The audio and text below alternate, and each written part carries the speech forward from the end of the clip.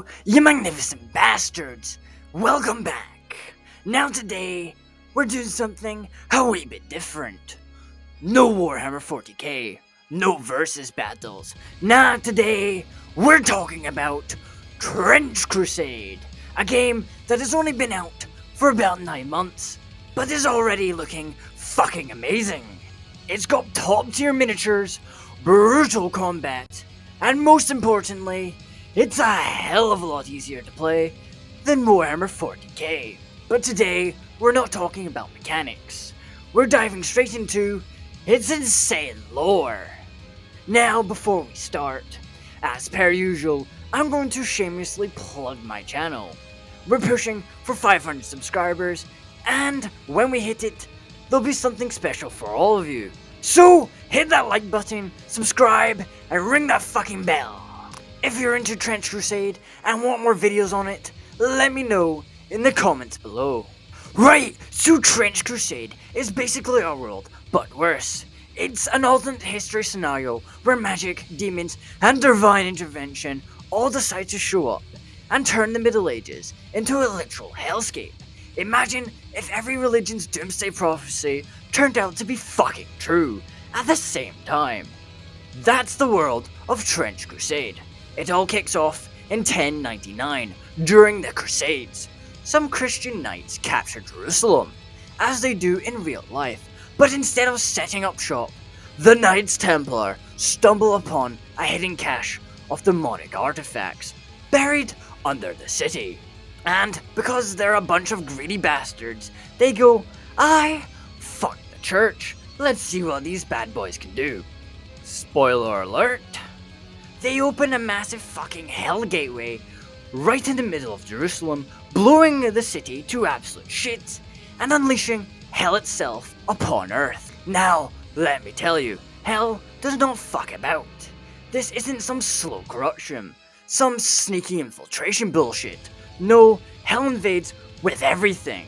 Within 3 years, they capture nearly all of the Middle East, turning entire cities into piles of suffering, where demon overlords rule over the remnants of humanity. The lucky ones die fast. The unlucky ones? Let's just say, if you get captured by Hell's forces, you really don't want to know what happens next. The only thing stopping them from rolling over the entire region is the city of Antioch, which becomes the last bastion of hope. It's a stronghold of humans, desperately clinging to survival. A proper Helm's Deep moment. But just as Hell's about to steamroll what's left, God himself decides to step in and pulls a Gandalf. That's right, he manifests and erects a giant fuck you wall to keep Hell's forces from advancing. No explanation, no fanfare, just boom. A celestial wall of holy iron, separating the Islamic Sultanate of Rum from total annihilation. Absolute madness. But even with God's wall trademark, Hell is still making serious gains. They spread like the plague, literally. Some areas become so saturated with demonic energy that the very ground itself mutates and twists into a living nightmare. Corpses don't stay dead. Animals grow extra fucking limbs. And entire cities are absolutely destroyed overnight. And here's the real kicker. The Islamic Sultanate and the Christian Church team up to fight the forces of hell. Think about how mental that is.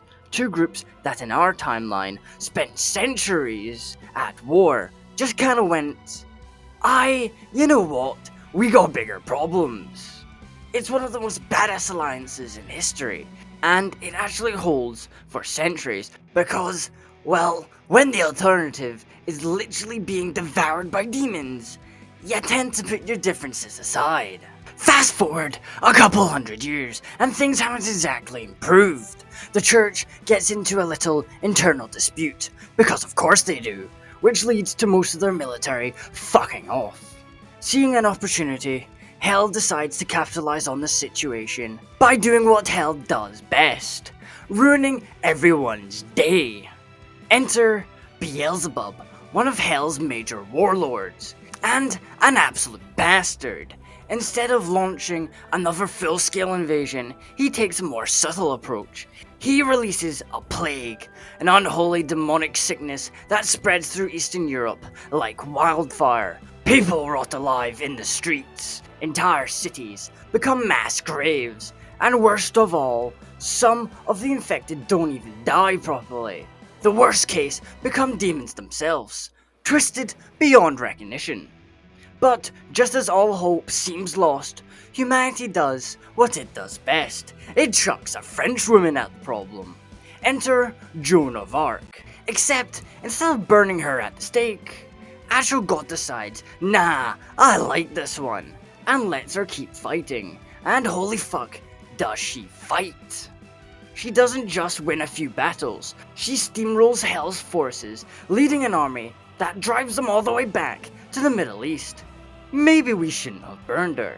Then, in 1429, God gets bored and takes the city of Argos. Not destroys it, just yoinks it off the map. No explanation, no remains, just gone. Theologists and scholars lose their fucking minds trying to understand it. But at the end of the day, there's only one conclusion. God just does whatever the fuck he wants. Somewhere along the way, humanity discovers a miracle metal, or a calcum steel. It's stupidly strong, practically immune to modern weapons, and can withstand ungodly amounts of punishment. Thanks to this metal, medieval knights can literally charge through machine gun fire and not give a single fuck. This is why Trench Crusade has steampunk knights with miniguns, and it works. But hell isn't done being a bastard.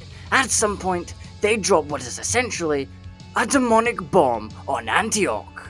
And here's the kicker, it happens on the same day as Hiroshima and Nagasaki in our timeline, just 400 years earlier. Coincidence? Maybe, but it's fucking hilarious. And yet, somehow, even after getting nuked, Antioch is rebuilt in 50 years, because when you're fighting actual demons, logistics just stop mattering. In the 18th and 19th century, hell is getting pretty pissed off. They keep getting yeeted out of Europe, so they decide to change tactics. Instead of another full-scale invasion, they start raiding like fucking Vikings. They build fleets of demonic warships, floating hell-forged monstrosities crewed by the damned. The British, being the British, react by fortifying everywhere. They build massive coastal defenses, giant cannons, and heavily armed fleets to keep the demon ships at bay. And for a while, it works. But then, in 1872, Hell says fuck it, time for a proper invasion, and they launch their biggest offensive since the Hellgate opened. They send armies of demon-possessed soldiers, deploy hellish war machines, and just fuck up everything. By 1910, they're deep into the Balkans, and things are looking grim. But somehow, humanity holds the line. At the Battle of Moldaver, it's a fucking meat grinder. But it stops Hell's advance, at least for now. And now we arrive at present day in the game's timeline, 1914. Think World War I, but instead of just fighting other humans, you're also dealing with fucking demons. The trenches are filled with both soldiers and supernatural horrors. Brutal offensives are fought over ruined landscapes, and the balance of power is teetering on a knife's edge. And the best part, the tabletop game lets you decide how this war plays out. The world of Trench Crusade is a hellish mix of historical warfare, religious madness, and supernatural horrors. And if that doesn't make you want to play it, I don't know what will. And there you have it, folks, Trench Crusade. One of the wildest alternate history settings I've ever come across. I only found out about this a couple months ago, but after diving into the lore, I knew I had to make a video on it. If you like this, let me know in the comments. I'll be covering more of this insane world, from the weapons and armor to its major battles, and maybe I'll even paint a model or two. and play some of the game. But before I go, you know what to do. Like, subscribe, and hit that fucking bell. We're aiming for 500 subscribers, and your support means the world. Also, join my Discord server. It's a lawless wasteland of chaos, swearing, and great conversation. But remember, Trench Crusade is literally just a holy war with demons and steampunk knights. So grab your Bible, practice your best Pope impression, and prepare to send some heretics back to hell. Have a killing day, you bloody legends, and I'll see ya in the next one.